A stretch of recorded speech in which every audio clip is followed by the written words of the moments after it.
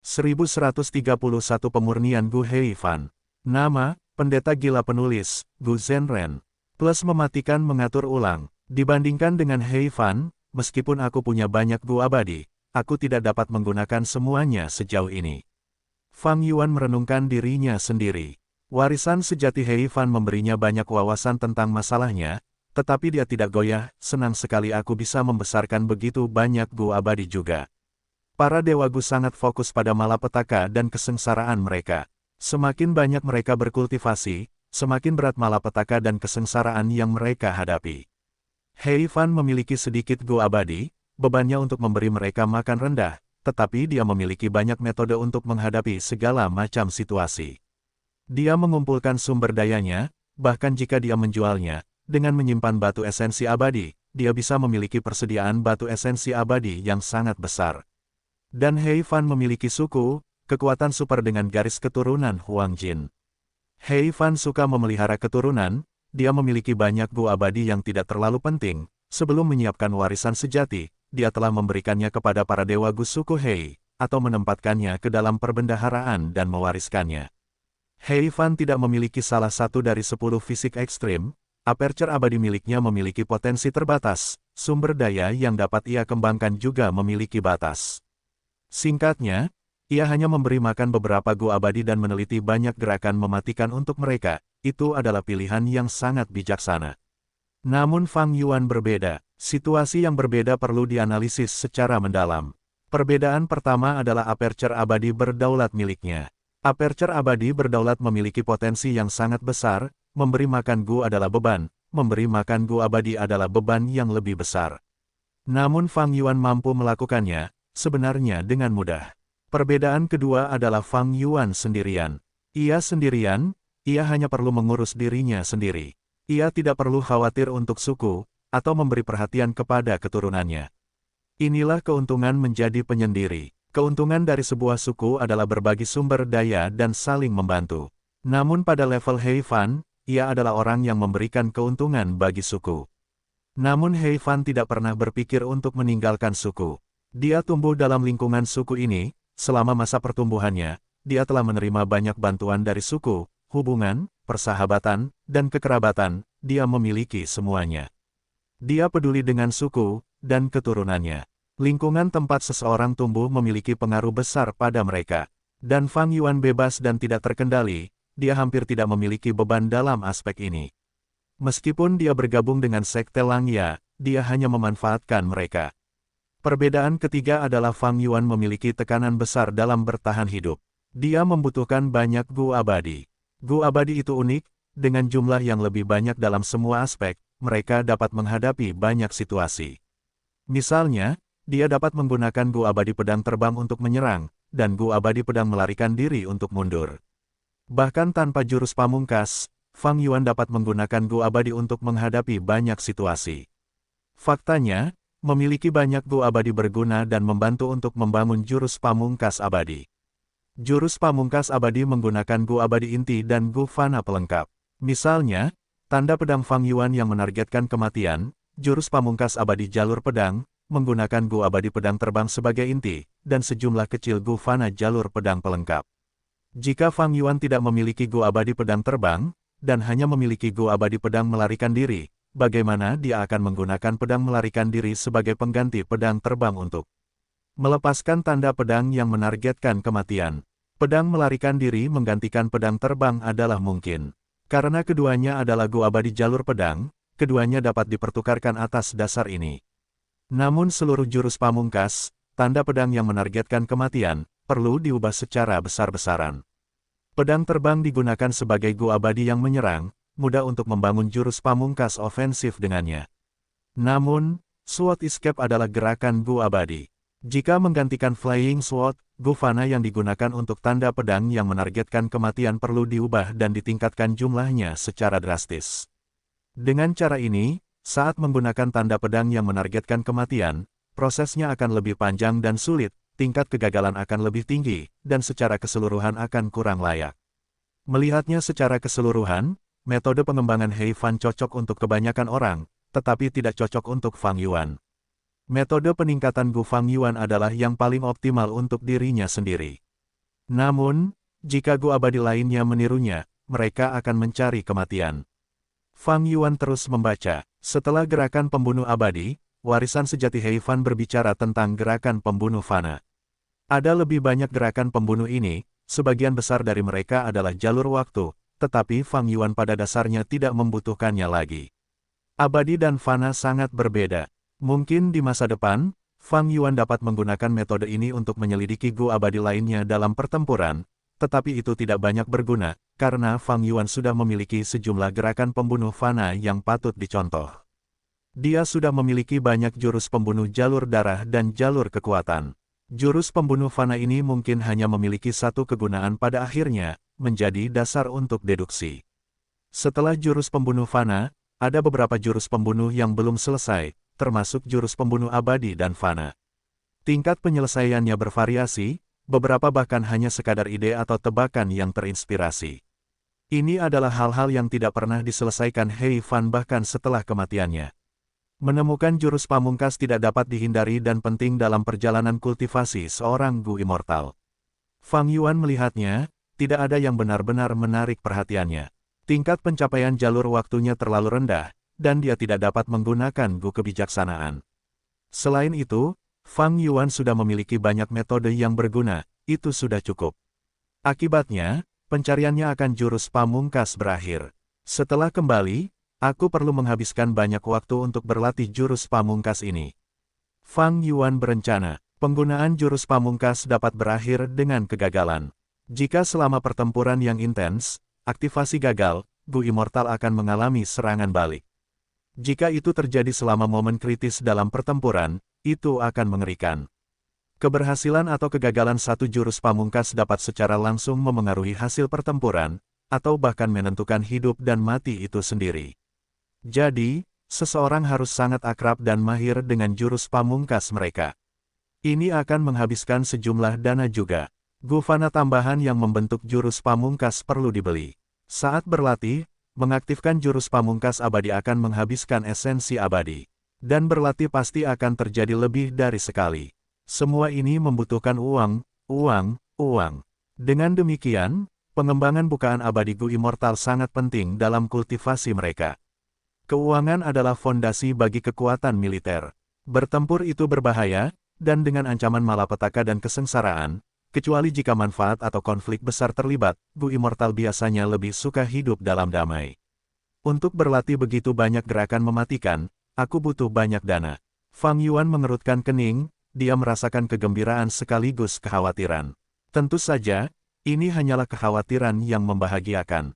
Temukan novel resmi di web novel, pembaruan lebih cepat, pengalaman lebih baik, silakan klik www.novelhal.com untuk berkunjung. Sejumlah besar gerakan pembunuh abadi, bahkan lebih banyak gerakan pembunuh fana dan gerakan pembunuh yang tidak lengkap.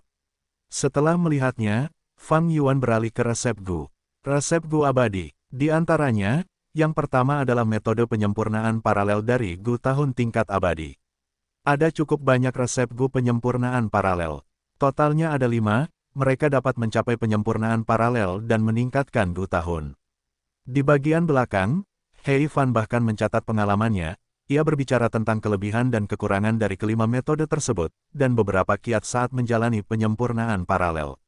Metode yang dicatat di sini saja sudah sangat mencerahkan bagi Fang Yuan. Dari kelima resep Gu abadi penyempurnaan paralel, yang paling sering digunakan Heifan adalah yang terakhir. Resep Gu abadi ini diciptakan oleh Heifan di tahun-tahun terakhirnya. Resep ini menggunakan bahan-bahan paling sedikit dan memiliki tingkat keberhasilan tertinggi, juga menghabiskan waktu dan energi mental paling sedikit. Secara keseluruhan, resep ini menggunakan sejumlah besar Gu tahun tingkat manusia dan menambahkannya ke dalam Gu tahun tingkat abadi, sehingga efeknya sangat hebat. Setelah mengembangkan ini, Heifan hampir meninggalkan 4 resep Gu pertama, ia hanya menggunakan metode penyempurnaan paralel ini.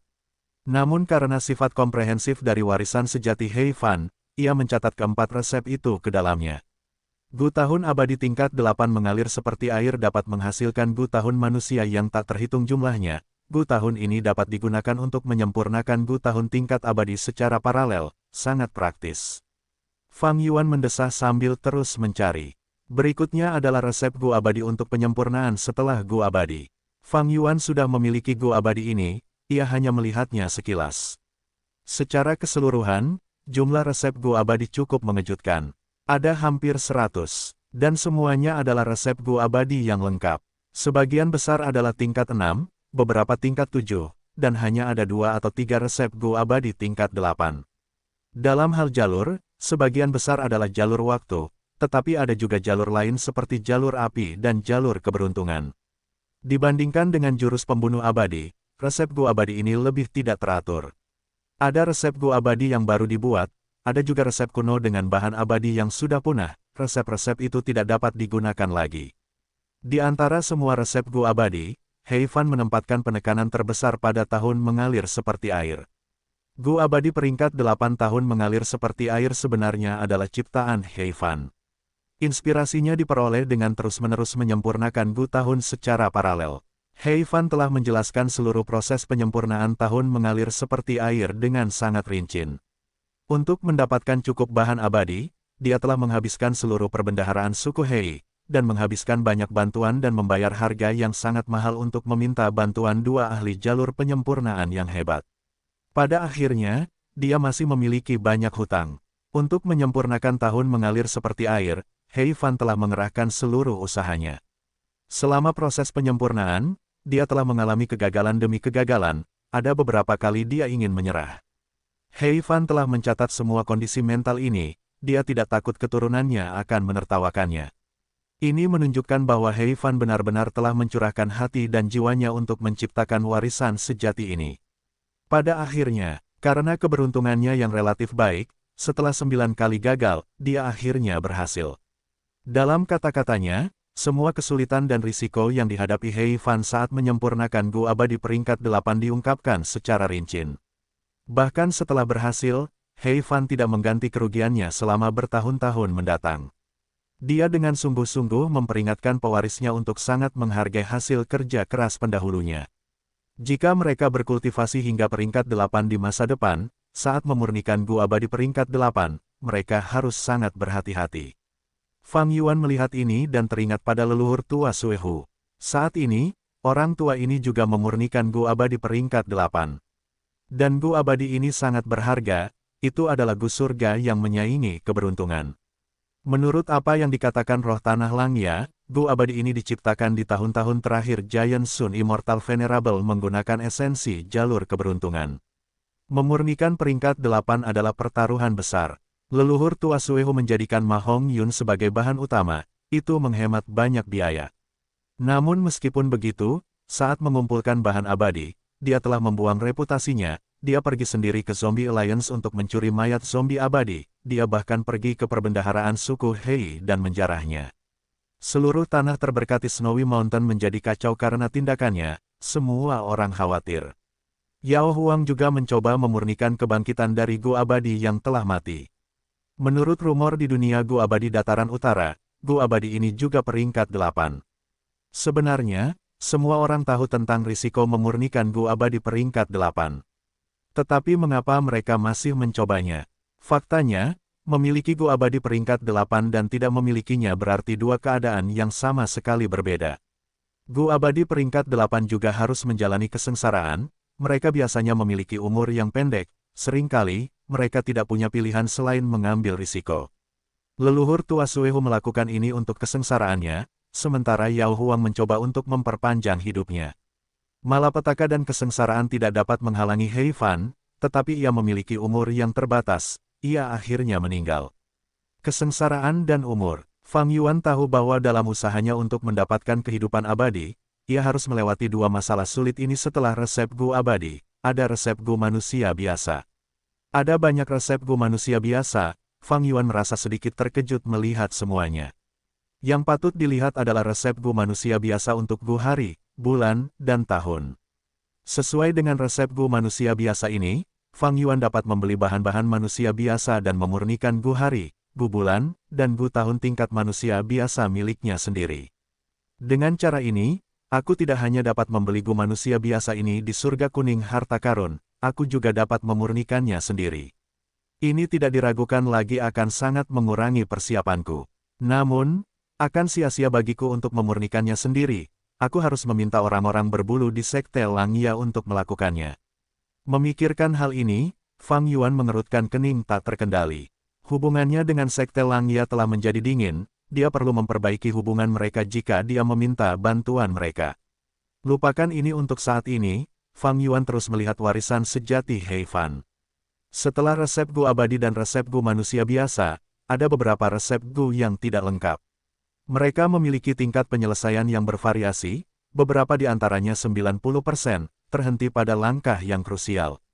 Beberapa di antaranya mencapai 10 hingga 20%, semuanya berada pada tahap awal penciptaan. Gu abadi, sebelumnya, tatapan Fang Yuan terhenti. Temukan novel resmi di web novel. Pembaruan lebih cepat, pengalaman lebih baik. Silakan klik www.novelhal.com untuk berkunjung. Di antara resep Gu abadi yang belum lengkap, resep Gu abadi sebelumnya hanya 57% lengkap. Sebelum Gu abadi, setelah Gu abadi, keduanya masih terkait dengan Gu abadi. Jelas, dalam masa hidup He Fan, setelah memperoleh setelah Gu abadi, ia sangat menginginkan Gu abadi sebelumnya. Sayangnya, bahkan sampai kematiannya, ia tidak berhasil. Berikutnya adalah pengalaman He Fan yang tercatat dalam menyimpulkan resep Gu ini. Ia berbicara tentang kesulitan deduksi, ia memberitahu pewarisnya untuk tidak takut pada kesulitan dan bertahan. Pada saat yang sama, ia berbicara tentang pentingnya inspirasi. Jadi, di balik ini, He Fan menulis tentang beberapa trik dan kiat. Seperti menggunakan Gu inspirasi jalur kebijaksanaan, dan Gu inspirasi kilat jalur cahaya, untuk membantunya dalam deduksi. Melihat ini, Fang Yuan tersenyum. Dia adalah seorang Grandmaster jalur kebijaksanaan, dia telah memperoleh warisan sejati jalur kebijaksanaan Dong Fang Changfan, dia mendominasi He Fan dalam aspek ini. Pengalaman He Fan dalam aspek ini cukup dangkal dari sudut pandang Fang Yuan. Setiap orang memiliki bidang keahlian mereka sendiri, meskipun He Fan terampil, dia juga memiliki titik lemahnya. Seperti bagaimana Giant Sun Immortal Venerable dan Tifing Heaven Demon Venerable meminta bantuan Long Hair Ancestor untuk menyempurnakan Immortal Gu. Setelah gerakan mematikan dan resep Gu, ada pengalaman kultivasi He Fan sendiri. Di antaranya, ada peta, termasuk 5 wilayah dan bahkan langit putih dan langit hitam. Peta-peta itu sangat berharga dalam hal referensi. Tentu saja, peta Northern Plains adalah yang paling terperinci, 4 wilayah lainnya lebih sederhana. Fang Yuan menaruh perhatian paling besar pada peta langit putih dan langit hitam, ini telah memperluas cakrawalanya. Beberapa Gu Immortal peringkat 7 yang kuat dan semua Gu Immortal peringkat 8 sering menjelajahi langit hitam dan langit putih, mencari sumber daya di dalamnya. Sebagai seorang ahli di antara peringkat 8, He Fan tidak terkecuali. Setelah peta, ada banyak rahasia mengenai dunia Gu Immortal. Seperti tanah terberkati Imperial Court dan 88 True Yang Building, ada informasi paling banyak tentang ini. Tapi sekarang semuanya tidak berguna. Dan dugaan He Fan sendiri. Yang paling menarik perhatian Fang Yuan adalah salah satunya. He Fan curiga bahwa Gu Immortal jalur waktu telah mewarisi warisan sejati Red Lotus. Dari catatan ini, Fang Yuan dapat merasakan bahwa He Fan memiliki keinginan besar terhadap warisan sejati Red Lotus. Ini sudah diduga. Dia adalah ahli jalur waktu yang hebat, dia secara alami mencari dan mengagumi warisan sejati jalur waktu nomor 1 di dunia. Poin penting terakhir adalah ide dan eksperimen He Fan sendiri tentang pengembangan lubang abadi. Menggunakan situasinya sendiri sebagai contoh, dia dengan jelas menyatakan bagaimana malapetaka dan kesengsaraan, tanda Dao, dan lubang abadi saling membantu dalam hubungan intrinsik, dan bagaimana memodifikasi lingkungan lubang abadi, seperti cara mengubah laju waktu di dalamnya. Ada juga pengelolaan lubang abadi, dan penjualan sumber daya. Poin penting di sini adalah Gu tahun. Saat itu, setelah He Fan memurnikan Gu abadi peringkat 8 Years Flow Like Water, dia mulai menjual Gu tahun tingkat fana, itu menjadi bisnisnya yang paling menguntungkan. Hanya dalam beberapa bulan, dia menjadi penjual Gu tahun terbesar di dunia, dia mendapatkan keuntungan besar. Dengan Gu abadi peringkat 8 ini, dia memiliki tambang emas yang tak henti-hentinya. Namun, He Fan juga telah menyatakan kemungkinan serangan binatang buas tahun. Cara menghadapi serangan binatang buas tahunan, cara menangkap binatang buas tahunan, cara membedah binatang buas tahunan, dan cara menjual binatang buas tahunan. Ada juga hubungan antara binatang buas tahunan dan lubang abadi dan lainnya. Fang Yuan melihat dengan cemberut. Di lubang abadi Heifan, karena tahun mengalir seperti air, binatang buas tahunan tingkat abadi pernah masuk. Mereka memiliki kekuatan pertempuran peringkat 8. Heifan menghabiskan banyak upaya untuk membunuh mereka. Karena dia bertarung di lubang abadinya, hasilnya adalah kerugian besar. Berkali-kali, Heifan merasakan sakit karena kekalahannya. Setelah pelajaran yang menyakitkan, Heifan mulai meneliti cara menyegel Years Flow Like Water, dan menyembunyikan auranya saat tidak menggunakannya. Dia menemukan dan menciptakan banyak metode, yang semuanya tercatat dalam warisan sejati. Dia telah membuat prestasi besar. Namun, Heifan memperingatkan pewaris untuk berhati-hati pada satu hal, yaitu menggunakan Immortal Gu Years Flow Like Water dengan hati-hati saat dalam pertempuran. Begitu mereka bertarung melawan musuh yang kuat dan memancing binatang buas tahun purba untuk menyerang lubang abadi mereka, mereka akan berada dalam masalah besar. Sepertinya aku harus sangat berhati-hati saat menggunakan Years Flow Like Water. Jika aku ceroboh dan kehendak surga menggunakan kesempatan ini untuk memancing binatang buas tahun purba kepadaku, aku akan mati. Fang Yuan hanya peringkat 6, dia tidak bisa bertarung melawan eksistensi tingkat 8. Dengan perbedaan kekuatan yang sangat besar, tidak akan ada keadaan beruntung yang tak terduga yang bisa menyelamatkannya. Kesadarannya kembali dari Gu huruf fana, Fang Yuan menghela napas. Warisan sejati Heifan benar-benar karya seorang ahli besar jalur waktu, dia sesuai dengan namanya. Fang Yuan memuji, tetapi kesulitan untuk mewarisi ini terlalu tinggi. Justru karena kesulitan itu, keturunan suku Hei bekerja keras tetapi tidak berhasil. Pada akhirnya, Fang Yuan memanfaatkannya dan memperoleh hasil jerih payahnya. Jangan lihat betapa mudahnya waktu yang dimiliki Fang Yuan, itu memiliki banyak prasyarat. Seperti sikap Gu dan wajah yang dikenalnya, dia bahkan mendapat bantuan Cudu untuk mendapatkan sarang elang kristal surgawi. Namun, menurut logika dunia Gu abadi, warisan yang ditinggalkan oleh orang-orang setingkat Heifan biasanya sesulit ini. Misalnya, warisan sejati Nian Er Sword Sein dari suku Nian Er. Seorang pewaris hanya akan muncul setiap beberapa ratus tahun, yang saat ini adalah Nian Er Pingxi. Heifan dan Nian Er Sword Sein adalah orang-orang yang meninggalkan nama mereka dalam sejarah. Mereka adalah orang-orang yang sombong, mereka tidak mau warisan mereka diperoleh oleh orang-orang yang tidak berguna yang akan mencoreng reputasi mereka. Mereka menetapkan persyaratan yang sulit untuk memilih penerus yang layak, itu normal. Selanjutnya, aku harus mengambil alih gua surga Heifan ini. Fang Yuan menatap roh surgawi lonceng kuningan itu, memberi isyarat padanya. Pada saat berikutnya, roh surgawi lonceng kuningan itu perlahan terbang ke arah Fang Yuan. Fang Yuan tersenyum. Ketika dia mewarisi warisan sejati Heifan, dia menjadi pemilik gua surga Heifan, dia secara alami dapat mengendalikan roh surgawi lonceng kuningan ini. Yang disesalkan adalah, gua surga Heifan telah menyerap pecahan surga biru tua. Itu membuat roh surgawi lonceng kuningan tidak punya pikiran dan tidak responsif. Fang Yuan tidak dapat memanipulasinya dengan mudah, sulit untuk berkomunikasi. Itu lebih buruk daripada roh tanah Hu Immortal. Fang Yuan pertama kali melihat gunung suksesi abadi. Gunung ini memiliki banyak paviliun di atasnya. Masing-masing memiliki warisan di dalamnya. Beberapa warisan adalah tingkat fana, sementara beberapa ditinggalkan oleh Gu Immortals. Para Gu Immortal yang awalnya di Gua Surga Heifan telah naik ke Gunung Suksesi Abadi ketika mereka masih manusia. Setelah mendapatkan warisan, mereka perlahan-lahan mengolah jalan mereka ke atas.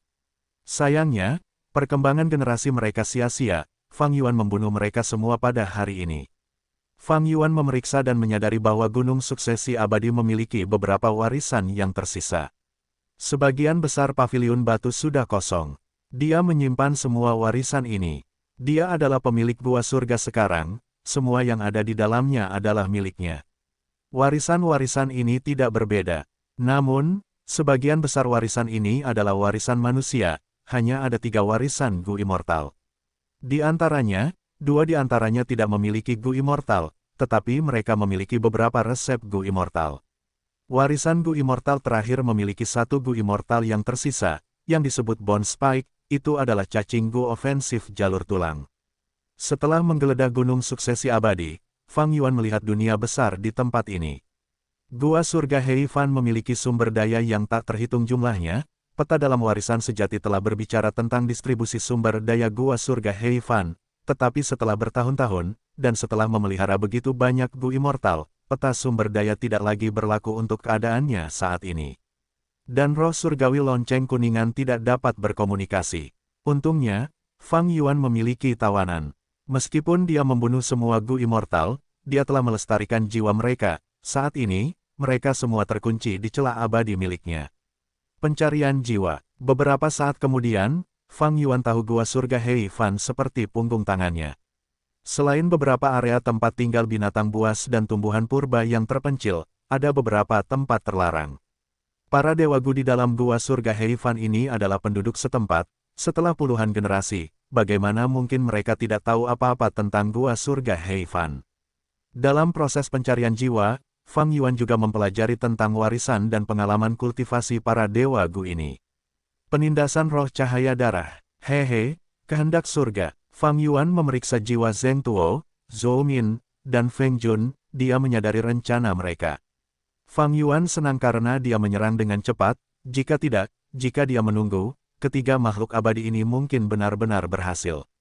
Cudu menyambar sarang elang kristal surgawi. Sementara Fang Yuan memiliki sikap Gu dan wajah yang dikenalnya, kehendak surga mengetahui semua ini. Yang terpenting, gua surga Heifan telah menyerap sepotong pecahan surga biru yang tak terlupakan, kehendak surga dapat melihat ke dalam gua surga. Jurus pembunuh abadi penekan roh cahaya darah yang tiba-tiba diciptakan Feng Jun cukup mencurigakan. Fang Yuan berasumsi bahwa ini kemungkinan besar pengaruh kehendak surga. Untungnya, Fang Yuan mengambil tindakan setelah mendapatkan sarang elang kristal surgawi. Dia pergi untuk mendapatkan warisan sejati Heifan dalam waktu sesingkat mungkin. Aku harus memindahkan semua sumber daya di dalam gua surga Heifan, dan menaruhnya di lubang abadiku. Tempat ini tidak aman. Petik 2. Adapun gua surga Heifan, aku akan memberikannya kepada Cudu. Nilai gua surga itu sendiri sudah 30% dari nilai warisan sejati Heifan. Adapun apa yang akan dilakukan kehendak surga terhadap Cudu, Fang Yuan tidak peduli. Dia telah memberikan metode Gu kehendak diri kepada Cudu, dia tidak perlu khawatir tentang kehendak surga yang memengaruhi pikiran Cudu.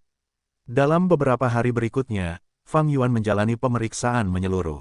Seluruh distribusi habitat hidup, kerjasama dan koeksistensi antara sumber daya, beberapa saling melengkapi sementara yang lain saling menahan, ini semua adalah pengetahuan berharga yang dapat dipelajari Fang Yuan untuk mengelola bukaan abadi miliknya sendiri.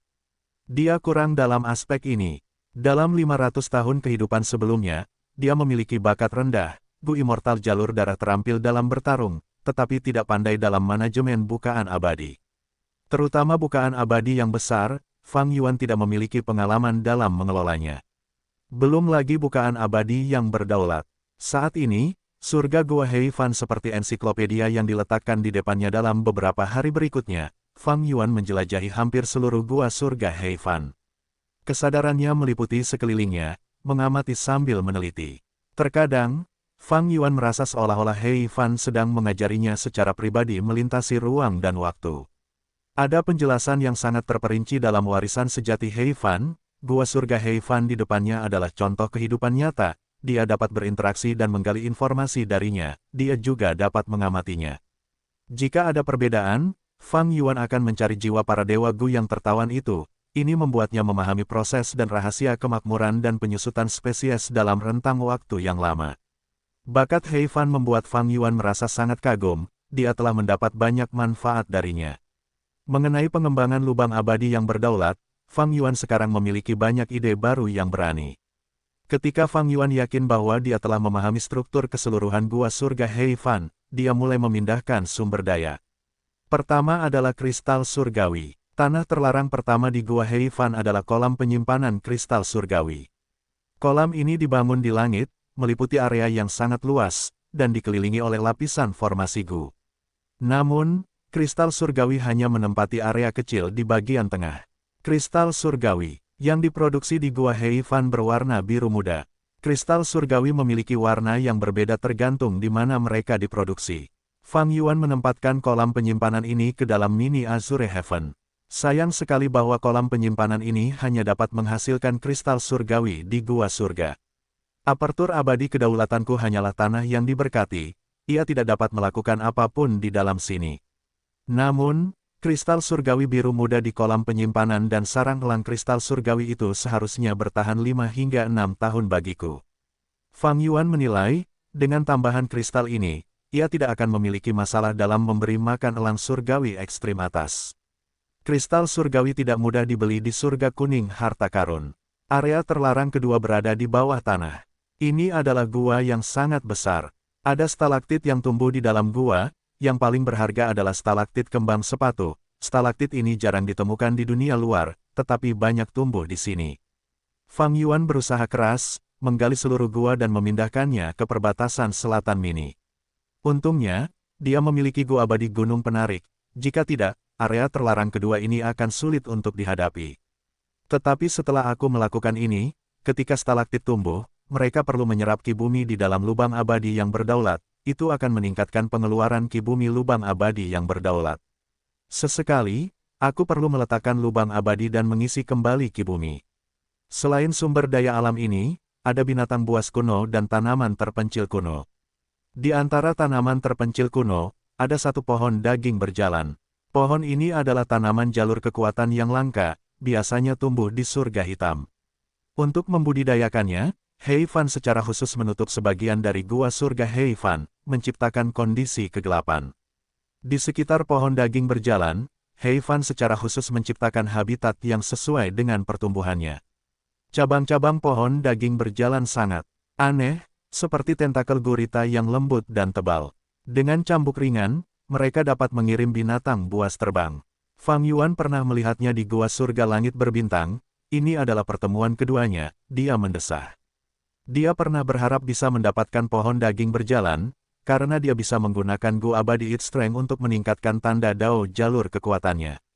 Tapi sekarang, dia memiliki pohon daging berjalan, tetapi gua abadi Its Strength hancur, itu benar-benar tidak tepat waktu. Temukan novel resmi di web novel, pembaruan lebih cepat, pengalaman lebih baik, silakan klik www.novelhall.com untuk berkunjung. Fang Yuan meletakkan pohon daging berjalan ke dalam mini Black Heaven di dalam celah abadi yang berdaulat. Keuntungan celah abadi yang berdaulat mulai terlihat. Hei Fan harus membuat pengaturan yang cermat untuk menanam pohon daging berjalan. Fang Yuan tidak perlu melakukan ini, karena lingkungan mini Black Heaven dekat dengan surga hitam yang sebenarnya.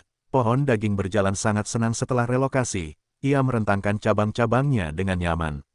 Karena Hei Fan memiliki metode khusus, Fang Yuan memiliki waktu yang mudah untuk merelokasi tanaman terpencil kuno ini. Hal yang sama berlaku untuk binatang buas terpencil lainnya dan binatang buas terpencil kuno yang tinggal di surga gua Hei Fan. Dengan menggunakan metode warisan sejati Hei Fan, Fang Yuan dapat memikat binatang buas terpencil dan binatang buas kuno ini ke dalam lubang abadi tanpa kesulitan. Yang perlu disebutkan adalah bahwa di antara binatang buas kuno di gua surga Hei Fan, ada 3 anjing surgawi yang tersisa. Sayangnya, Fang Yuan membutuhkan binatang buas terpencil anjing, bukan binatang buas kuno. Dia membutuhkan kotoran mereka untuk memberi makan anjing peringkat 6 gua abadi yang membawa sial. Namun, ketiga anjing surgawi yang tersisa ini tidak sia-sia.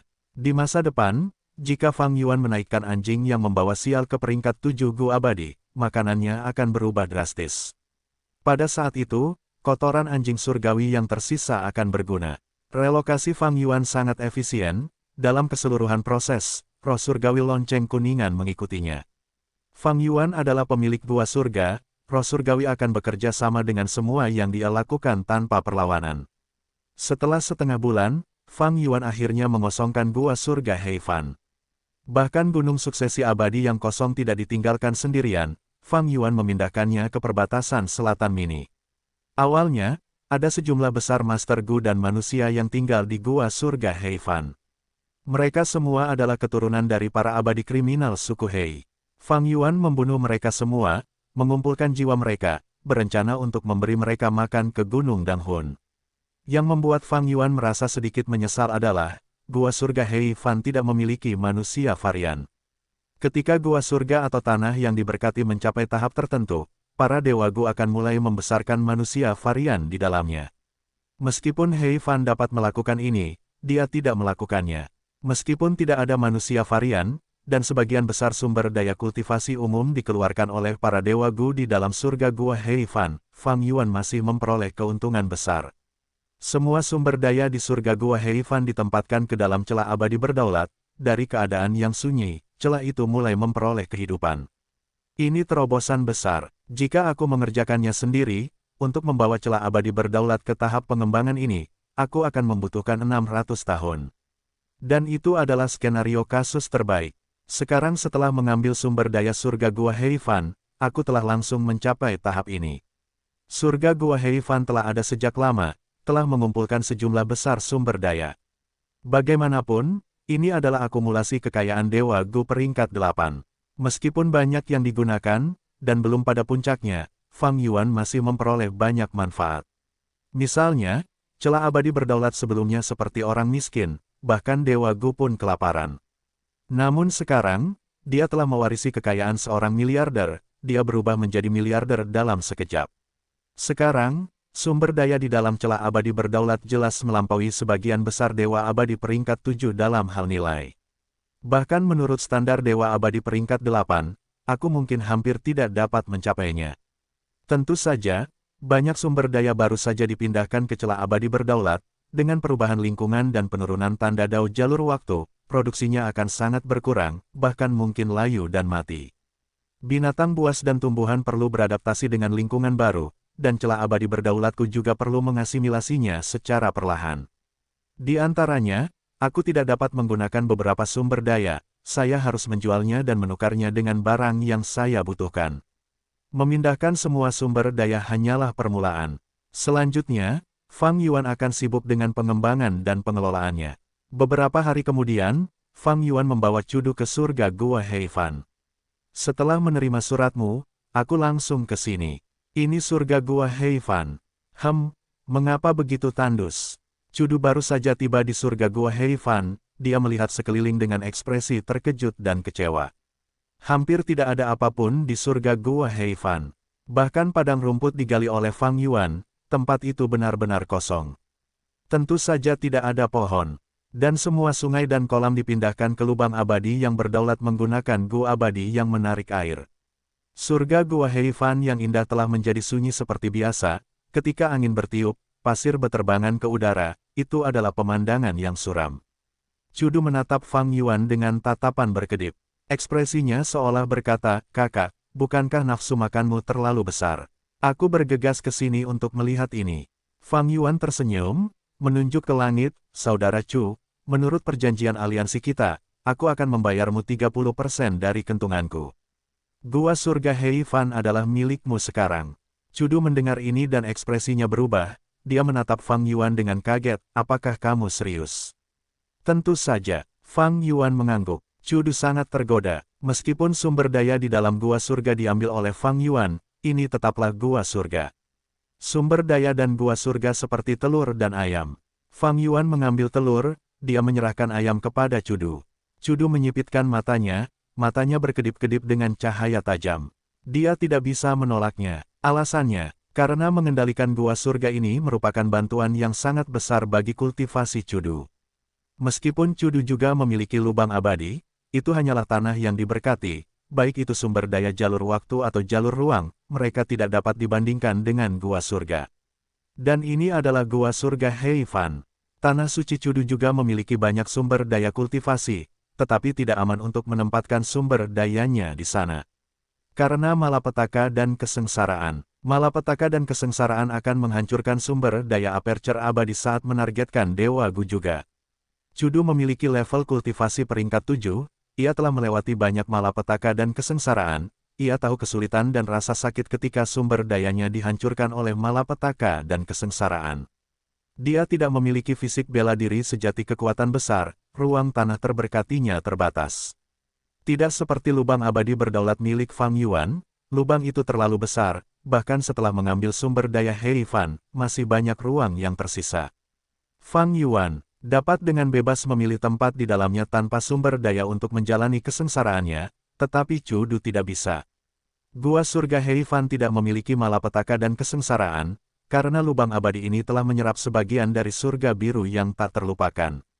Aku dapat menempatkan sumber dayaku di dalam sini, Tentu saja, hanya ada sedikit tanda dao jalur kekuatan di sini, aku perlu memutuskan ini dengan hati-hati di masa depan. Chu Du menilai, Liu Guanyi menyerahkan gua surga Heifan kepadaku, selain menyelesaikan perjanjian kita, itu juga karena gua surga ini sendiri merupakan masalah. Chu Du tidak bodoh, dia segera menyadari, dia telah mengambil sarang elang kristal surgawi. Semua orang tahu bahwa warisan sejati Heifan ada di tangannya. Sebenarnya, orang yang memperoleh warisan sejati Heifan adalah Fang Yuan. Kecuali dia berada di belakang, sementara Chu Du menempati gua surga. Jika sesuatu terjadi di masa depan, Fang Yuan tidak akan mendapat masalah, tetapi Chu Du yang akan mendapat masalah. Bahkan jika Dewa Langit Bai Zhu menyerang, aku akan mengambil alih gua surga Heifan. Bagaimana mungkin aku, Dewa Dominasi yang agung, takut pada risiko kecil? Memikirkan hal ini, Chu Du berbicara, setuju. Bagus, seperti yang diharapkan dari Dewa Dominasi. Fang Yuan bertepuk tangan, memuji. Namun selanjutnya, ketika menyerahkan gua surga Heifan, ada masalah kecil. Roh surgawi lonceng kuningan tidak mau melakukannya. Itu karena Chu Du tidak memiliki garis keturunan suku Hei. Hal bodoh. Fang Yuan tersenyum sinis, menghancurkan roh surgawi lonceng kuningan yang tak berdaya dengan satu pukulan. Masalahnya segera terpecahkan setelah transaksi itu, surga gua Heifan berganti pemilik. Meskipun Chu Du memintanya untuk tinggal, Fang Yuan bersikeras untuk pergi. Dia telah tinggal di surga gua Heifan terlalu lama, Fang Yuan harus mulai mempersiapkan diri untuk bencana duniawi keempatnya. Tentu saja, sebelum pergi, dia menggunakan jurus pembunuh abadi, 100 Years Harmony, untuk membuat perjanjian aliansi baru dengan Chu Du. Fang Yuan pergi dengan cepat, Chu Du tertinggal, merasakan sakit kepala yang luar biasa melihat surga gua Heifan yang tandus. Dalam perjalanan kembali, dia kembali ke tanah terberkati Langya. Oh, lihat, Fang Yuan telah kembali. Seorang Gu immortal berbulu yang berada di dalam tanah terberkati Langya melihat Fang Yuan yang terbang di langit. Apakah penting jika dia kembali?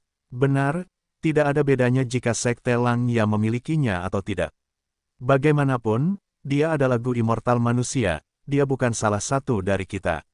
Abaikan dia, mari kita lanjutkan rencana tentang cara mengalahkan anjing pemburu bintang jatuh itu. Tak lama kemudian, para dewa Gu berbulu ini menundukkan kepala, terus mendiskusikan taktik mereka.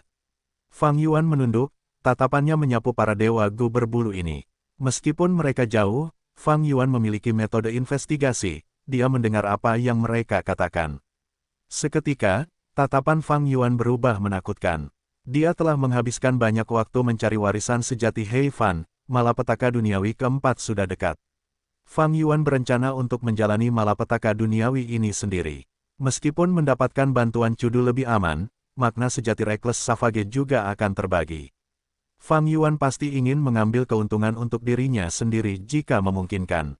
Hanya ketika dia tidak dapat melakukannya, dia akan memikirkan cara lain. Dan baru saja, dia memperoleh warisan sejati Heifan, kekuatannya meningkat pesat, dia percaya diri dalam menghadapi malapetaka duniawi keempat sendirian.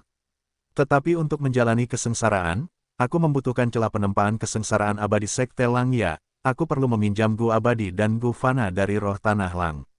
Ya, dengan hubunganku saat ini dengan roh tanah Langya, dia tidak akan meminjamkannya kepadaku, kecuali aku memberikan keuntungan besar seperti menjual Gunung Danghun.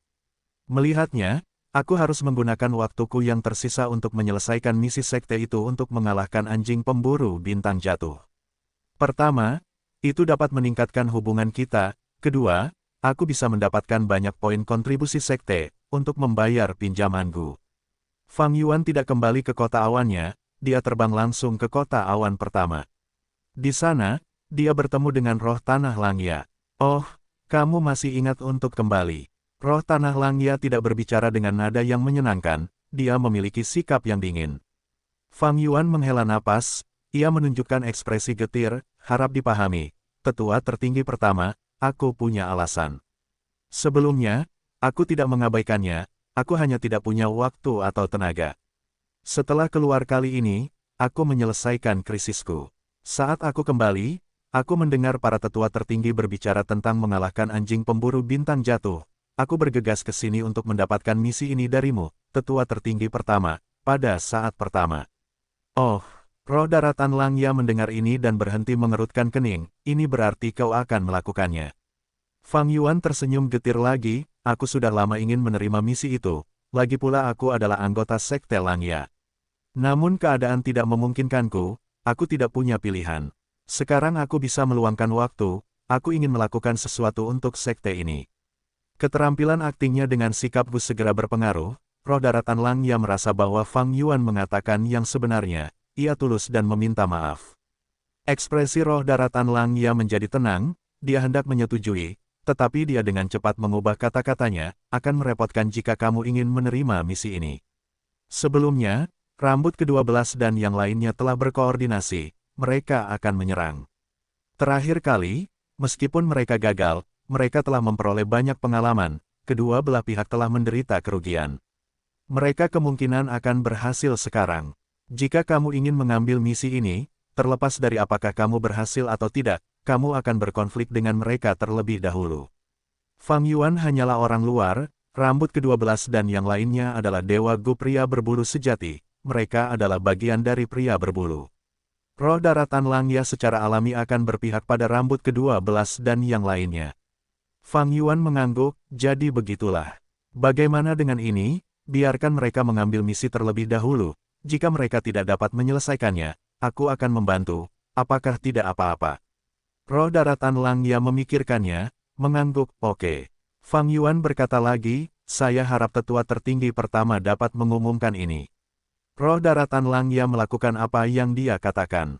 Begitu dia mengumumkannya, terjadi keributan di Sekte Langya. Fang Yuan itu akhirnya akan bertarung. Dia melihat kita berhasil, jadi dia ingin mencobanya. Bajingan tercela, mengabaikan fakta bahwa dia tercela, hadiah untuk mengalahkan anjing pemburu bintang jatuh telah meningkat menjadi lebih dari 1000. Siapapun yang menyelesaikannya akan mendapatkan manfaat terbesar. Oh ke-12, kamu harus berhasil, jangan biarkan Fang Yuan itu mengambil keuntungan. Pria berbulu Gu Immortal saling bermusuhan terhadapnya. Ke-12 rambut mengangguk, tanpa sadar mengepalkan tinjunya, berpikir, aku harus berhasil, kita sudah mempersiapkan diri dengan baik, aku tidak akan mengecewakan semua orang. Pertarungan sebelumnya membuat para pria berbulu itu sangat percaya diri. Rambut ke-12 bersiap untuk menyerang dalam waktu 2 hari. Namun karena masalah ini, ia memutuskan untuk lebih berhati-hati dan mempersiapkan diri dengan lebih baik. 7 hari kemudian, Fang Yuan menerima pemberitahuan bahwa si rambut ke-12 dan yang lainnya akan menyerang. Dia pergi tanpa diundang, berkumpul dengan si rambut ke-12 dan yang lainnya. Tetua Fang Yuan. Si rambut ke-6 melangkah maju dan berbicara kepada Fang Yuan dengan nada yang aneh. Identitas aslinya adalah mata-mata sekte bayangan, tetapi bahkan jika Fang Yuan mengungkapnya, tidak ada yang akan mempercayainya. Karena dia telah membuat kesepakatan dengan Fang Yuan, mereka berada di perahu yang sama, dia tidak takut. Terakhir kali, dia diperintahkan untuk mewakili Ying Wuxie dalam bertransaksi dengan Fang Yuan. Fang Yuan berada di atas angin, dia telah sangat menderita. Fang Yuan tidak pergi dan menantang anjing pemburu bintang jatuh, si rambut ke-6 berhasil membangkitkan para pria berbulu dan mengarahkan perhatian mereka padanya, menyebabkan hubungan mereka dengan Fang Yuan memburuk. Tetua Fang Yuan, aku tahu mengapa kamu ada di sini, tetapi kali ini, kamu akan kecewa. Si rambut ke-12 melangkah maju, membusungkan dadanya, dia dipenuhi dengan rasa percaya diri. Dia berbicara dengan nada yang normal, dia jujur dan jujur tidak seperti si rambut ke-6 yang licik. Fang Yuan menatap rambut ke-12, dia melihat bahwa pria berbulu ini Gu Immortal jelas telah berubah. Dia lebih percaya diri dan aman dari sebelumnya. Fang Yuan menilai, rambut ke-12 mengolah jalur pemurnian bersama dengan jalur perbudakan. Kali ini, untuk menghadapi anjing pemburu bintang jatuh, dialah yang menjadi pemimpinnya. Dia terluka parah sebelumnya dan harus beristirahat di tempat tidur selama beberapa waktu. Setelah rintangan ini, dia telah membaik secara drastis, kondisi mentalnya juga menjadi jauh lebih berkembang. Memikirkan hal ini, Fang Yuan tersenyum sambil menjawab, kalau begitu aku akan menunggu kemenangan saudara ke-12. Munafik. Dia tampaknya telah menyerah di permukaan, tetapi dia pasti cemas di dalam, kan? Hehe. Pria berbulu lainnya Gu Immortal tidak tahan dengan kata-kata Fang Yuan, mereka bergumam. Fang Yuan mendengar kata-kata mereka dan mengabaikannya. Kelompok itu berdiri di tengah formasi utama. Pria berbulu itu berdiri berdekatan, Fang Yuan adalah satu-satunya yang terbuang. Tetap waspada, aku akan mengaktifkan formasi Gu. Rambut ke-12 berkata, dia melirik Fang Yuan, dengan satu orang lagi, pengeluaran esensi abadi pasti akan lebih tinggi. Para dewa Gu berambut memiliki ekspresi tenang, mereka telah menggunakan formasi Gu teleportasi ini berkali-kali, mereka sudah terbiasa dengannya. Formasi Gu secara bertahap aktif, memancarkan cahaya yang menyilaukan. Fang Yuan memperhatikan dalam diam. Subformasi teleportasi di Taiqiu ditempatkan olehnya. Fang Yuan telah kembali ke tanah terberkati Langya menggunakan formasi Gu teleportasi. Ketika dia menggunakannya sendiri, itu mudah, namun dia dapat melihat bahwa para dewa Gu manusia berbulu ini mengalami kesulitan yang jauh lebih besar dalam mengaktifkannya. Rambut ke-12 terus mengeluarkan esensi abadi. Setelah waktu yang lama, formasi Gu akhirnya aktif. Cahaya yang menyilaukan membutakan penglihatan semua orang, dengan kekuatan mistis yang besar, formasi itu bereaksi. Dalam sekejap mata, para abadi melihat sekeliling dan menyadari bahwa mereka berada di Taiqiu. Fang Yuan berbalik, mayat gajah besar itu memang ada di belakangnya. Pengeluaran esensi abadi tidak meningkat banyak, sepertinya Fang Yuan tidak memiliki dasar tanda Dao yang dalam. Dia mungkin lebih berpengalaman daripada kita dalam teknik pertempuran saja. Rambut ke-12 melirik Fang Yuan, menunjukkan sedikit penghinaan dalam tatapannya. Kita hanya bisa menang kali ini, kita tidak boleh kalah. Ayo, rambut ke-12 melambai, berteriak keras.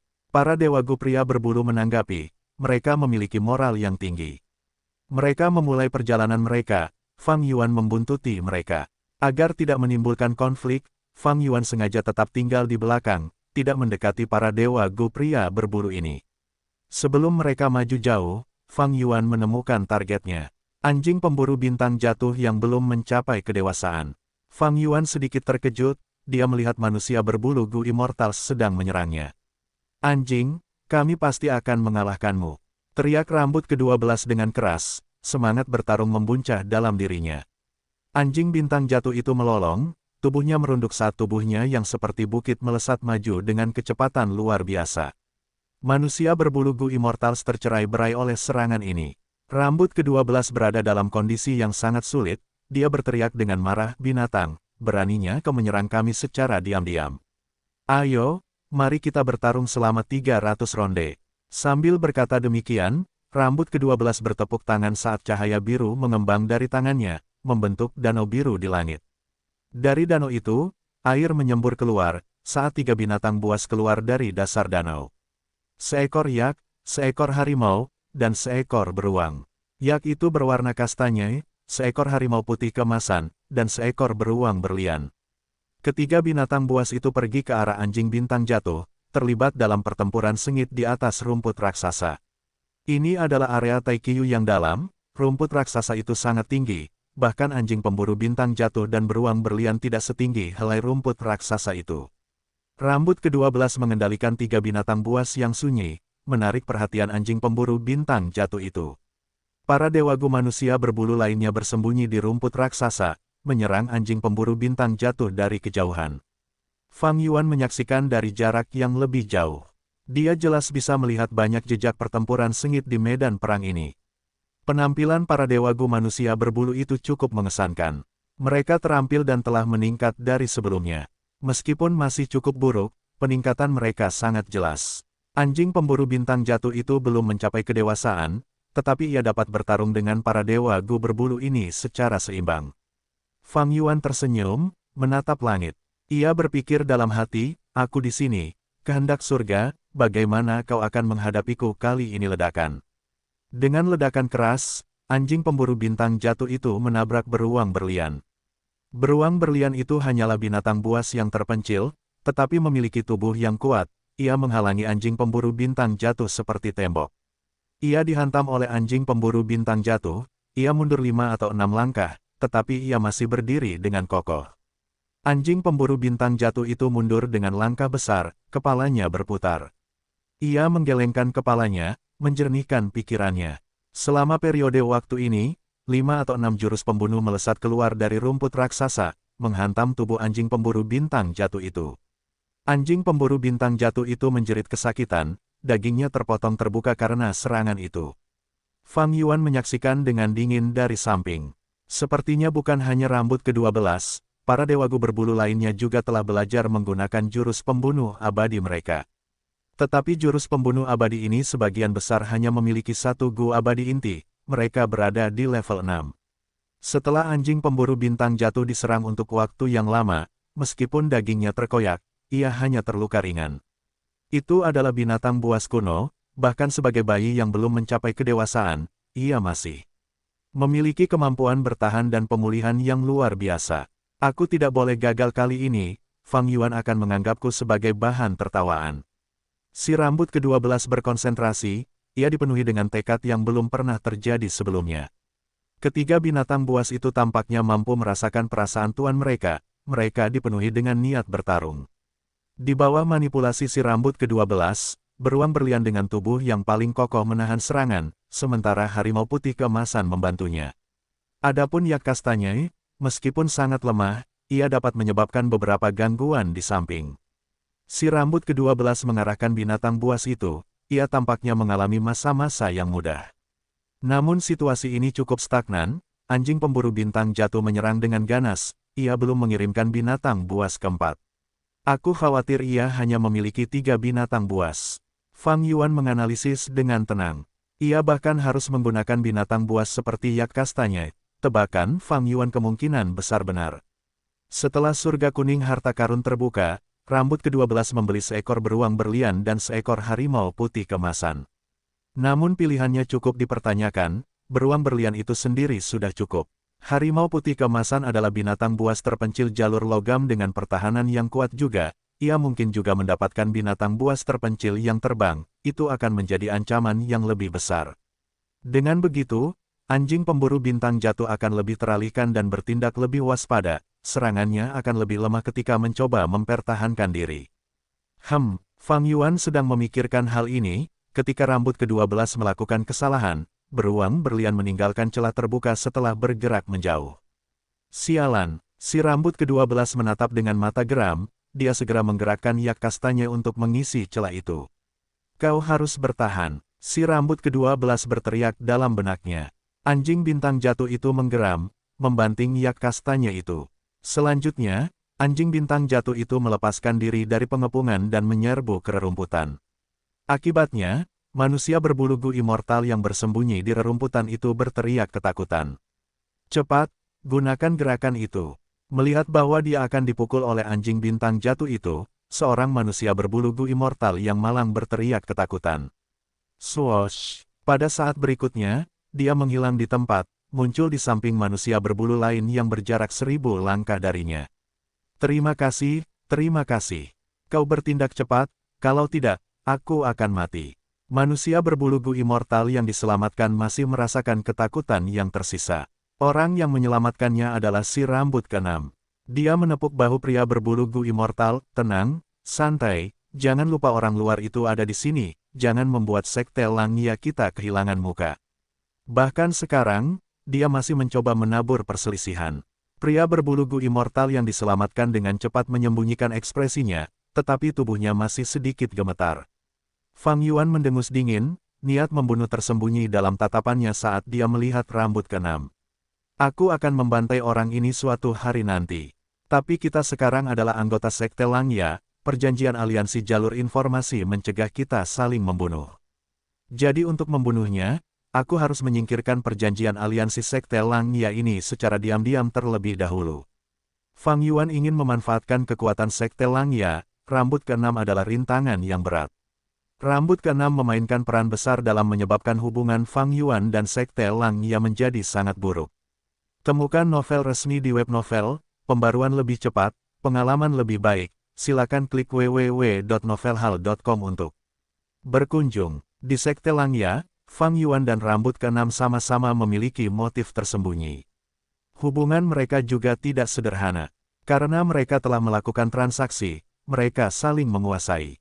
Fang Yuan memiliki perjanjian aliansi dengan sekte Langya, dia tidak dapat melakukan hal-hal yang merugikan sekte Langya.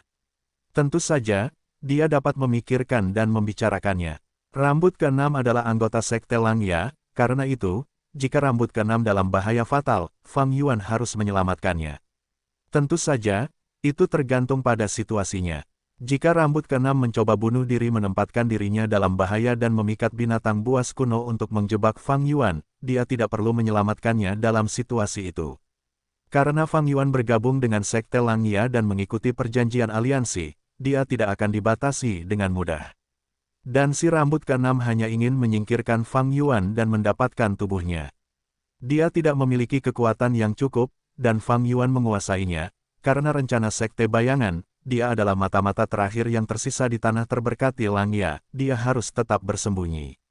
Kedua belah pihak memiliki keraguan mereka sendiri, mereka saling waspada.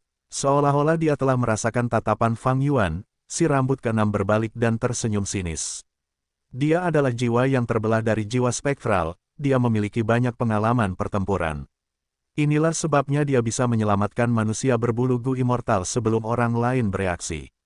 Dia mencoba menyatukan manusia berbulu gu immortal dan mengucilkan Fang Yuan, membatasi pertumbuhannya. Pertempuran berlanjut. Anjing bintang jatuh tidak membunuh manusia berbulu gu immortal, beruang berlian dan harimau putih kemasan dengan cepat mengalihkannya. Segera, yak kastanya juga tiba, membentuk pengepungan lagi. Manusia berbulu gu immortal juga melanjutkan serangan jarak jauh mereka. Namun, si rambut ke-12 terus membuat kekurangan dalam pertempuran karena keadaan yang tak terduga, meskipun ia tampil di atas kemampuan biasanya. Setelah keluar dari pengepungan, anjing pemburu bintang jatuh itu mencoba membunuh para dewa gu manusia berbulu lainnya. Namun, para dewa gu manusia berbulu ini tampaknya memiliki jurus pembunuh abadi yang sama. Setiap kali satu orang menjadi sasaran, yang lainnya akan dapat memindahkan mereka ke sisi kawan lainnya. Jurus pembunuh abadi ini cukup menarik. Fang Yuan memperhatikan dalam diam, ia tanpa sadar menempatkan dirinya pada posisi anjing pemburu bintang jatuh itu, apa yang akan ia lakukan untuk menyelesaikan jurus pembunuh itu. Segera, Fang Yuan mendapat jawaban. Sulit untuk menyelesaikan jurus pembunuh ini. Karena hanya dengan sedikit informasi ini, ia tidak dapat menganalisis apapun. Ia bahkan tidak tahu nama jurus pembunuh itu. Dalam waktu yang singkat ini, jurus pembunuh itu tampaknya tidak memiliki kekurangan apapun. Bahkan jika aku tidak bisa menghancurkannya, sangatlah mudah untuk membunuh para dewa abadi berambut ini. Kecepatan gerakku jauh melampaui mereka. Tanda pedang yang menargetkan kematian dan pembunuhan gelap sudah dapat menyebabkan banyak kematian bagi mereka. Faktanya, hanya dewa abadi pedang terbang saja dapat membunuh mereka. Tentu saja, rambut keenam menyembunyikan kekuatannya, itu masalah lain. Situasi sebenarnya akan bergantung pada bagaimana pertarungan berlangsung. Aku akan segera berhasil. Kali ini, aku benar-benar akan mengalahkan anjing pemburu bintang jatuh. Rambut ke-12 semakin bersemangat. Cahaya kemenangan terlihat di matanya. Kali ini, dia tampil lebih baik dari biasanya. 7 hingga 8 dewa abadi berambut bersama dengan 3 binatang buas bertarung melawan anjing pemburu bintang jatuh bayi. Dengan taktik yang tepat, kemenangan berpihak pada para dewa abadi berambut ini. Fang Yuan, apakah kau melihat ini? Bahkan tanpa dirimu, kita dapat mengalahkan anjing pemburu bintang jatuh dan memperoleh kemenangan sejati. Teriak si rambut ke-12 dalam benaknya.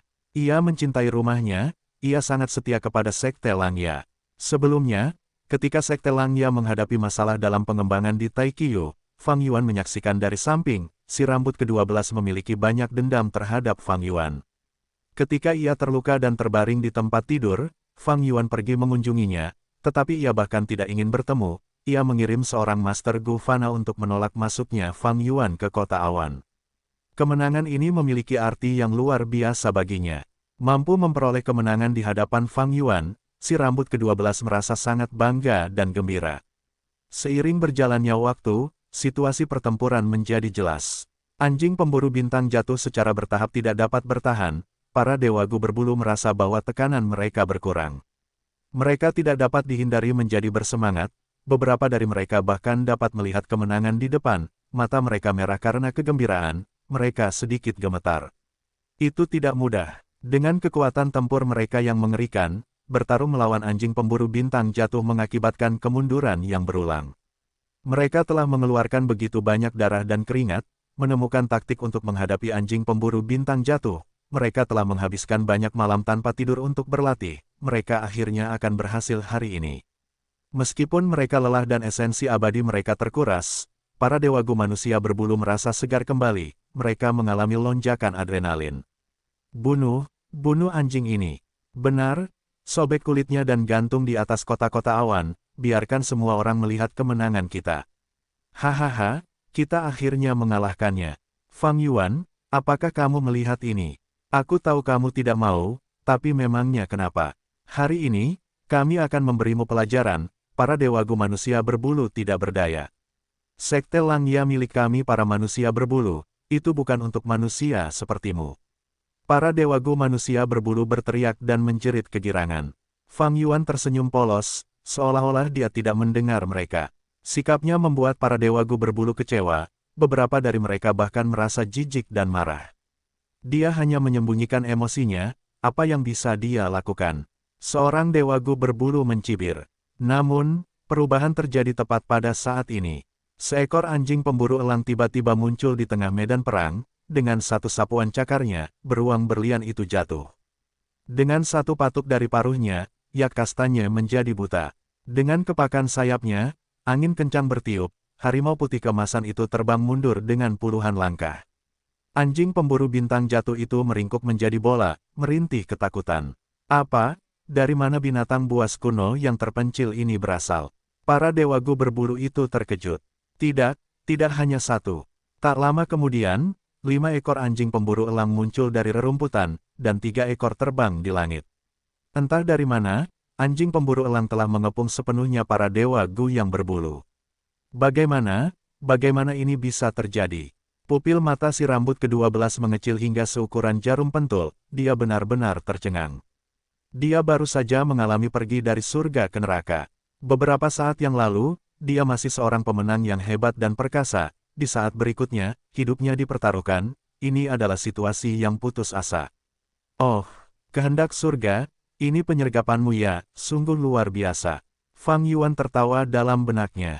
Anjing pemburu elang itu tidak bersuara, sementara para dewagu yang berbulu itu sangat terkejut. Ada keheningan. Oh, rambut ke-12, sepertinya kalian semua telah gagal. Menurut kesepakatan kita sebelumnya, sudah waktunya bagiku untuk bertindak. Di tengah keheningan, kata-kata Fang Yuan yang jelas terdengar. Entah mengapa, rambut ke-12 merasakan jantungnya berdebar kencang, amarah yang hebat membara di dalam dirinya. Dia berteriak pada Fang Yuan, apa kau melakukan kesalahan? Apa yang kau bicarakan? Buka matamu yang terkutuk itu dan lihat situasi yang kita hadapi, oke? Bibir Fang Yuan sedikit melengkung. Bam! Sebuah tangan raksasa jalur kekuatan muncul entah dari mana, membanting anjing pemburu elang yang paling dekat dengan Fang Yuan ke tanah.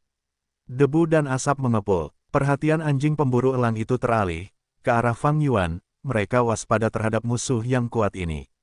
Di dalam awan debu, suara Fang Yuan terdengar, baiklah, aku akan menerima hadiah ini, bisakah semua orang pergi jauh, jangan menggangguku.